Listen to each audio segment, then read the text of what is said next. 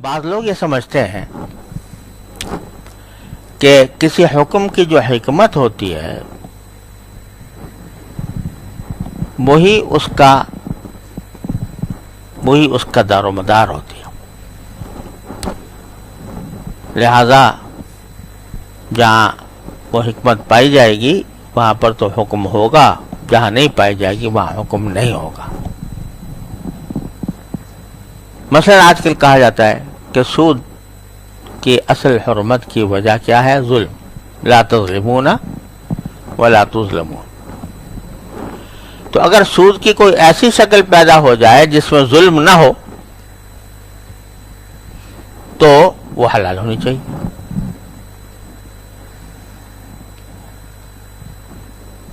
دراصل یہ جو ہے یہ طرز فکر در حقیقت علت اور حکمت میں فرق نہ سمجھنے کا نتیجہ ہے۔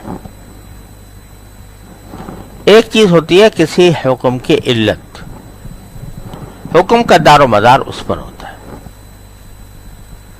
کہ جہاں وہ پائی جائے گی حکم بھی آ جائے گا، دونوں میں ایک دوسرے سے تخلف نہیں ہوتا۔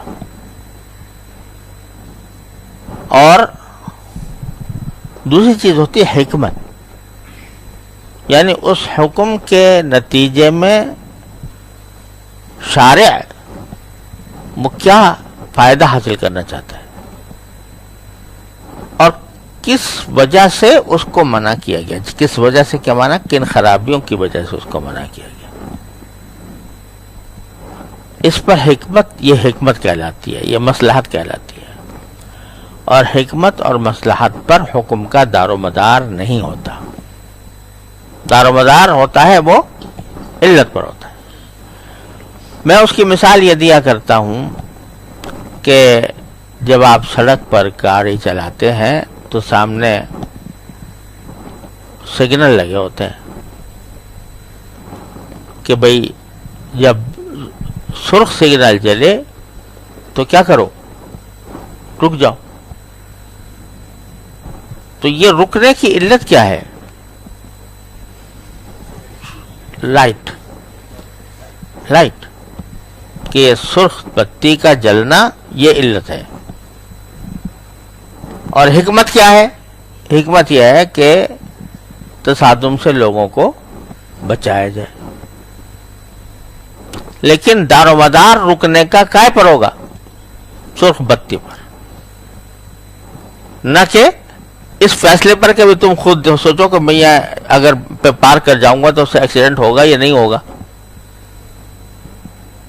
اگر کوئی شخص یہ کہے کہ بھئی بتی بے شک جل رہی ہے لیکن بالکل سڑک میں ایک دو گاڑیاں ہیں، آرام سے گزر جائیں گے، کوئی مسئلہ نہیں ہے، تو وہ کہے کہ بھئی میں اس وجہ سے میں اس سگنل کو کراس کر جاتا ہوں، تو کیا وہ قانون میں پکڑا جائے گا کہ نہیں پکڑا جائے گا؟ پکڑا جائے گا، اس لیے کہ تمہارا کام اس سرخ بتی کو دیکھنا تھا، تمہارا کام اس کی حکمت اور مصلحت پر جانا نہیں تھا۔ اگر ہر ایک آدمی کو اس کی اختیار دے دیا جائے کہ تم اپنی حکمت اور مصلحت جہاں دیکھو اس کے اوپر عمل کرو ورنہ چھوڑ دو، تو ایک کیوس پیدا ہو جائے، ایک لاقانونیت کا دروازہ ہو جائے، اور بالآخر وہ پھر کسی نہ کسی تصادم پر منتج ہوگا۔ تو حکم کا دار و مدار علت پر ہوتا ہے نہ کہ حکمت پر۔ اب یہاں جیسے سود کی بات میں کہہ رہا تھا، تو سود میں ظلم جو ہے وہ علت نہیں ہے، وہ کیا ہے؟ حکمت، کہ سود کے نتیجے میں کسی نہ کسی پر ظلم ہوتا ہے۔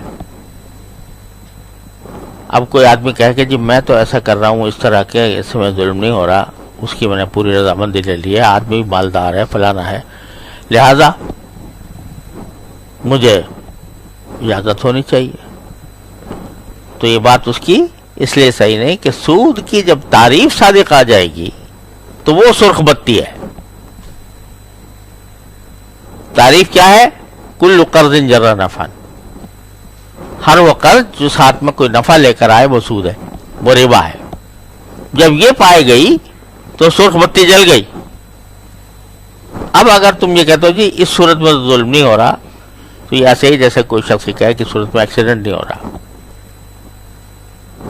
اور اسی کی ایک واضح مثال آج یہاں پر بھی ہے کہ اللہ تعالیٰ نے جو یہ فرمایا کہ اس کے نتیجے میں شیطان تمہارے درمیان دشمنی پیدا کرتا ہے، بغض پیدا کرتا ہے.